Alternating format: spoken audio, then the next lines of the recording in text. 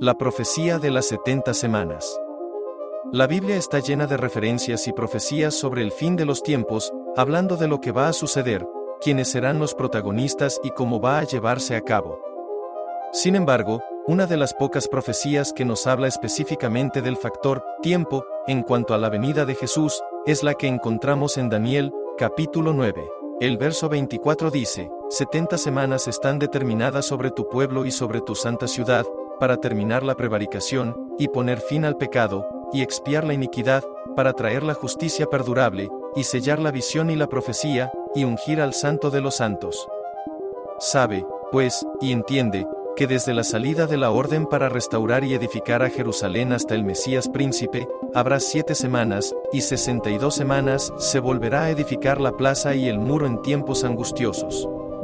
Y después de las 62 semanas se quitará la vida al Mesías, mas no por sí, y el pueblo de un príncipe que ha de venir destruirá la ciudad y el santuario, y su fin será con inundación, y hasta el fin de la guerra durarán las devastaciones. Y por otra semana confirmará el pacto con muchos, a la mitad de la semana hará cesar el sacrificio y la ofrenda. Después con la muchedumbre de las abominaciones vendrá el desolador, hasta que venga la consumación, y lo que está determinado se derrame sobre el desolador. Fueron decretadas para lo que Daniel menciona como el tiempo del desolador. Muchos afirman que esta profecía marca el tiempo en el que el juicio final comenzaría, y con ello, la preparación para la llegada de Jesús. Sin embargo, otros especulan afirmando que es una profecía ya cumplida, pero que nos habla de otro terrorífico suceso que el pueblo de Dios tuvo que atravesar. ¿Cuál de las dos versiones será la verdadera? ¿Acaso Dios nos mostró la fecha exacta en la que vendría por nosotros? ¿Cuántas semanas nos quedan como humanidad? En este video analizaremos a detalle cada versículo de esta impactante profecía, la gran grieta que divide a la iglesia en cuanto a sus diferentes versiones, y cerca del final quiero comentarte sobre nuestra tarea una vez que la verdad se nos sea revelada. Hay algo por hacer, y vos y yo estamos involucrados. Pero antes de eso, vayamos al principio. ¿Por qué se hace hincapié en las 70 semanas? ¿Son exactamente 70 semanas o tiene una simbología oculta? A la hora de leer e interpretar muchas cosas que están escritas en la Biblia, como comunidad occidental solemos olvidarnos que en realidad la Biblia jamás fue escrita en nuestro idioma, y lo que hoy tenemos a mano no es más que el resultado de una serie de muchísimas traducciones e interpretaciones. Es por esto que a la hora de estudiar profecías, lo más correcto en realidad sería volver al idioma original de la palabra y desde ahí trazar un punto de partida. Por otra parte, otro factor importantísimo es que el hebreo y el arameo, idiomas en los que gran parte del Antiguo Testamento fue escrito, son algunos de los idiomas más difíciles de traducir, por lo que representa un arduo trabajo buscar las palabras exactas que cada escritor quiso transmitir. Entendiendo esto, vamos a la pregunta que nos habíamos hecho: ¿las 70 semanas de la profecía son exactamente 70 semanas nuestras? Efectivamente, no. Esto por muchas razones. En primer lugar, la medida de tiempo de los hebreos y sus calendarios en el tiempo de Daniel son muy diferentes a los que utilizamos en la actualidad, por lo que no podríamos concebir una conversión común y corriente para este tipo de escritos. Pero, ahora bien, vayamos a otras traducciones de la profecía. En la versión NTV, Nueva Traducción Viviente, vemos descrito el versículo 24 de la siguiente manera: un periodo de 70 conjuntos de 7 se ha decretado para tu pueblo y tu ciudad santa. Casi todos los comentaristas coinciden en que los 70 conjuntos de 7 deben entenderse como 70 semanas de años, en otras palabras, un periodo de 490 años. La cosa funciona de esta manera: no serían en realidad 70 años, sino 70 semanas de año. Cada semana, como la conocemos, tiene 7 días.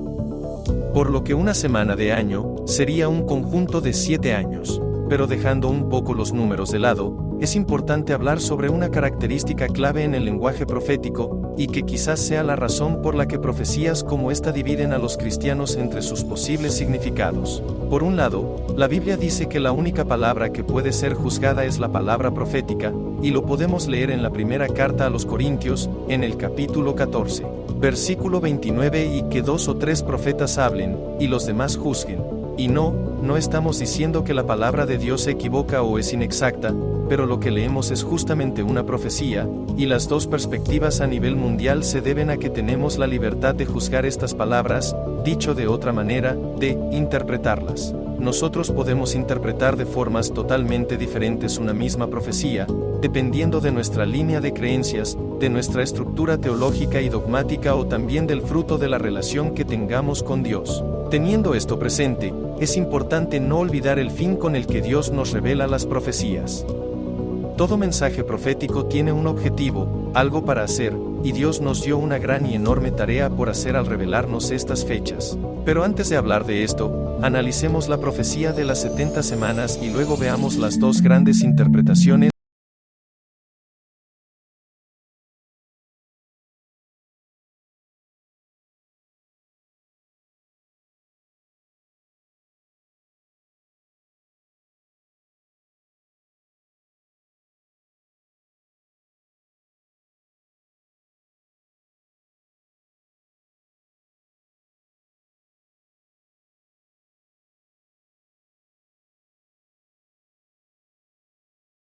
El libro de Jeremías, que formaba parte también de sus escrituras sagradas, era uno de los escritos de lo que podríamos llamar como su versión de la Biblia.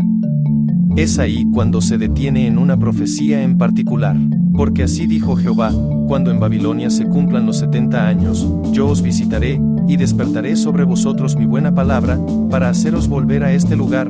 Jeremías 29, 10-14. Esto fue profetizado mucho antes de que Israel cayera en las manos de Babilonia, y al poco tiempo se terminó cumpliendo. Sin embargo, la cantidad de años mencionada por el profeta Jeremías para que el pueblo por fin fuera liberado de la esclavitud era de 70 años. ¿Cuántos años crees que habían pasado desde que esto fue escrito hasta que Daniel volvió a leerlo? Exactamente. Se estaban por cumplir los 70 años. El corazón de Daniel se incendió por dentro, comenzó a orar con esta promesa, como recordándole a Dios lo que hace tantos años había dicho. Fue en ese preciso instante, en el que el ángel Gabriel hizo aparición, trayendo la profecía que hoy estamos estudiando. Así como los 70 años de esclavitud estaban llegando a su fin, otra temporada de 70 semanas de año estaba a punto de comenzar. La profecía nos marca 3 etapas específicas, que coinciden increíblemente con las fechas históricas de los sucesos contados, desde la orden para restaurar Jerusalén hasta la llegada del Mesías, el momento en donde se le quita la vida al Mesías, la llegada de este príncipe, que renovara el pacto con Israel y que luego de una aparente temporada de paz, vendrá la desolación y el caos en la tierra. Y es acá donde nos topamos con uno de los grandes cismas, de las grandes grietas entre los estudiosos de la Biblia y las diferentes iglesias. Existen dos conocidas interpretaciones para determinar en qué año se enmarcan estas 70 semanas de año, y qué representaría esta semana final. Por un lado, tenemos la interpretación de que estas 70 semanas ya se cumplieron. Que esta profecía, así como muchas del Antiguo Testamento, ya tuvieron su cumplimiento. Te estarás preguntando, ¿cómo pudo haberse cumplido esta profecía si aún el Anticristo y la gran tribulación no llegó? Bueno, el tema es que la parte de los teólogos y estudiosos que defienden esta teoría, afirman que la frase, el que confirmaría el pacto con muchos, no está hablando del Anticristo, sino del Mesías, una interpretación diferente de la traducción al español. Para ellos, el que confirmaría el pacto es Jesús, no aquel desolador del que se hablaría más adelante. Entonces, esta última semana está dividida en 2 periodos de 3 años y medio cada una. En los primeros 3 años y medio el Mesías desarrolló su ministerio y murió finalmente en la cruz del Calvario. A esto se referiría el fragmento, y por otra semana confirmará el pacto con muchos, a la mitad de la semana hará cesar el sacrificio y la ofrenda. Luego de esto, sabemos que Jesús resucitó y ascendió al cielo para continuar con su ministerio, pero ya desde una posición de gobierno en la eternidad. Durante los segundos 3 años y medio el mensaje fue predicado exclusivamente al pueblo hebreo. Según los Hechos de los Apóstoles, el Evangelio comenzó a ser predicado a los gentiles recién a partir del año 34 después de Cristo, después del duro asesinato de Esteban, el primer mártir de la Iglesia.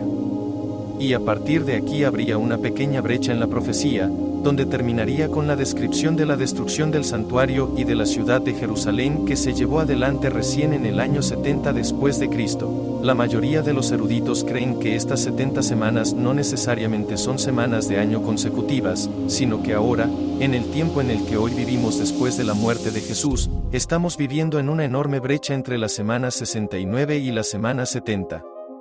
Se podría decir que el reloj profético se ha pausado y hoy nosotros estamos viviendo lo que se llama la brecha de gracia, que sería el tiempo de la Iglesia. De esta manera, el último periodo de 7 años, profetizado por Daniel es lo que generalmente llamamos el periodo de la tribulación. Es así como los hechos que se viven en esta última semana serían totalmente distintos. Según esta interpretación, los primeros 3 años y medio comenzarían con la llegada de el príncipe.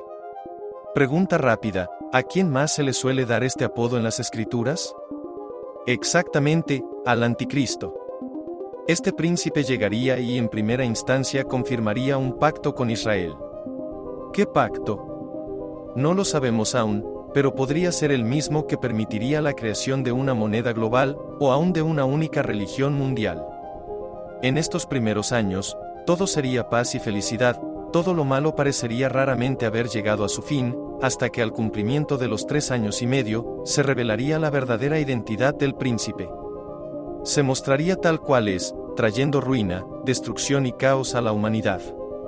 El tiempo de la gran tribulación comenzaría, hasta que al final de la 7ª semana, en el año número 7, haría su entrada triunfal aquel por el que tantos estarán suplicando, Jesús, el Mesías, instaurando su reino y su gobierno, y sometiendo al Anticristo al juicio que le espera por todos sus actos. De esta forma, la división de la semana según esta interpretación quedaría así. Primero periodo de 7 semanas o 49 años, desde el decreto para restaurar y edificar Jerusalén, con el rey Artajerjes. Segundo periodo de 62 semanas o 434 años, desde la reconstrucción del templo hasta la entrada triunfal de Jesús en Jerusalén.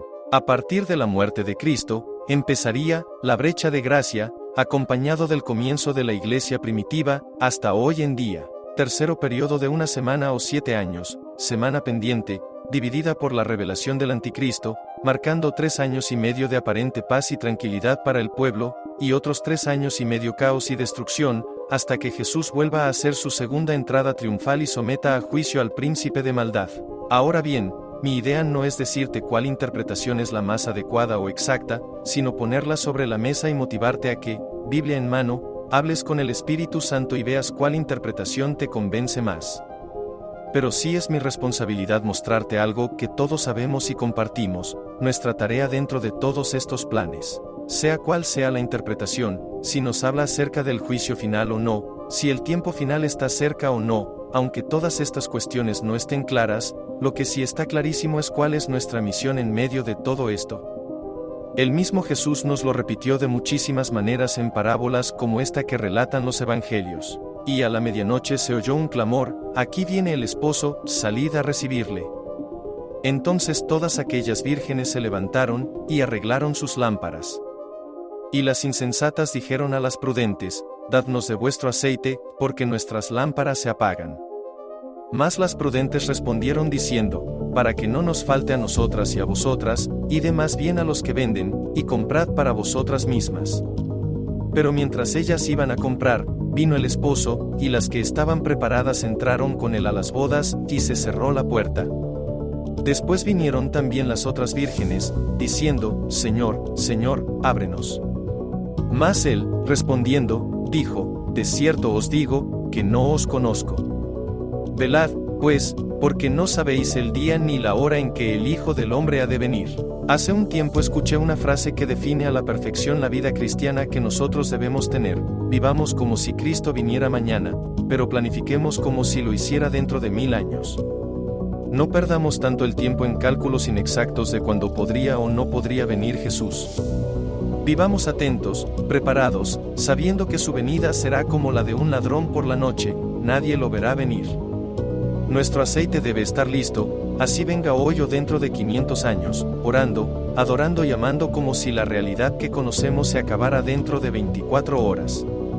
Pero no por esto vamos a abandonar nuestros estudios, profesiones o sueños.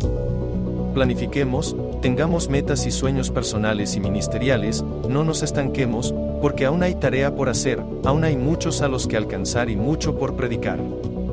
Vivamos nuestro tiempo en la tierra en plenitud, pero con nuestro corazón enfocado en el cielo. Dios tiene el calendario armado, no tenemos por qué preocuparnos o ponernos ansiosos, pero sí debemos estar listos. Ahora decime, ¿tenés tu aceite preparado?